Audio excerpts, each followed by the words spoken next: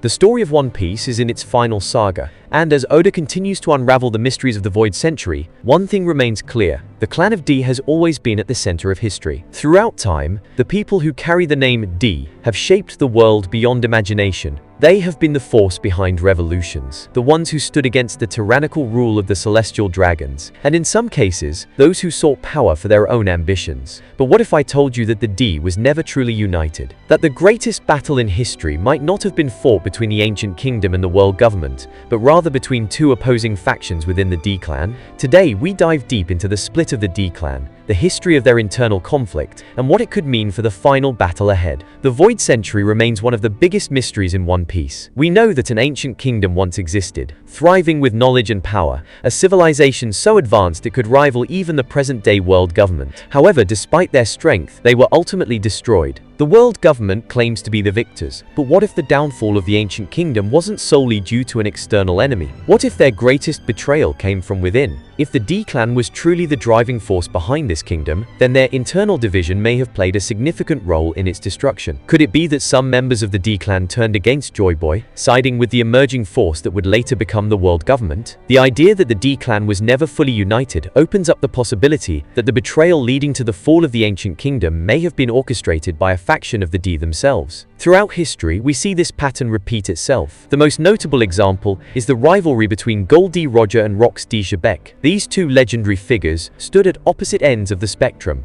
Roger, a man who sought adventure, joy, and freedom, and Rox, a man who aimed to overthrow the gods and claim ultimate power. Their battle ultimately decided the course of history, with Roger emerging victorious and Rox being erased from the records. Fast forward to the present, and we see a similar conflict taking shape. Monkey D. Luffy, the embodiment of freedom and joy, versus Marshall D. Teach, the symbol of ambition and destruction. This cannot be a coincidence. Oda often draws parallels between past and present events, and this repeating cycle may indicate that the battle between two factions of the D has always been the grand scheme of history. The war between Joy Boy's ideology and its opposition may have continued across generations, shaping the world in the process. With the introduction of Elbaf and the Harley book, Oda has hinted at an even older history, one that predates even the Void Century. The idea that a civilization even older than the ancient kingdom existed raises an important question. Was the split among the D clan a repeating cycle throughout time?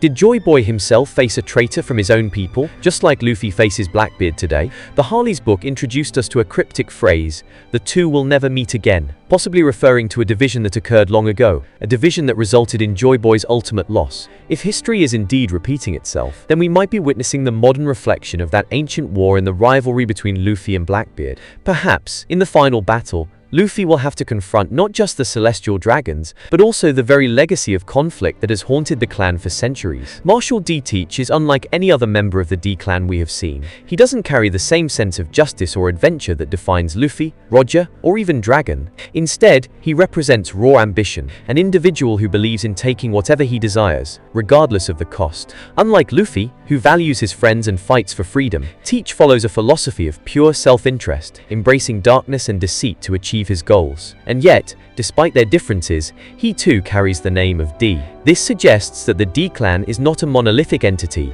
but a fractured one. The will of D might not represent a singular goal, but rather two opposing ideologies that have always clashed throughout history. What if Blackbeard's role in the grand scheme of One Piece is just as significant as Luffy's? What if his existence serves as a necessary piece in the puzzle to finally overthrow the celestial dragons? Could it be that, despite their differences, their paths are destined to converge in the ultimate battle? The world government has always feared the D, but what if their fear isn't just about their existence? What if they fear history repeating itself? If the D clan was once divided, leading to the fall of Joy Boy's kingdom, perhaps the only way to prevent history from repeating is to ensure that Luffy and Blackbeard remain enemies forever. Perhaps this is why Emu sees both of them as threats. Perhaps this is why the true storm is yet to come. One thing is certain: the final battle in One Piece will shake the world. Whether Luffy and Blackbeard remain eternal enemies, or if their fates are tied in a way even they don't understand, we are heading toward a clash that will rewrite history. Will the D clan finally unite to bring down the celestial dragons, or will history repeat itself with betrayal from within?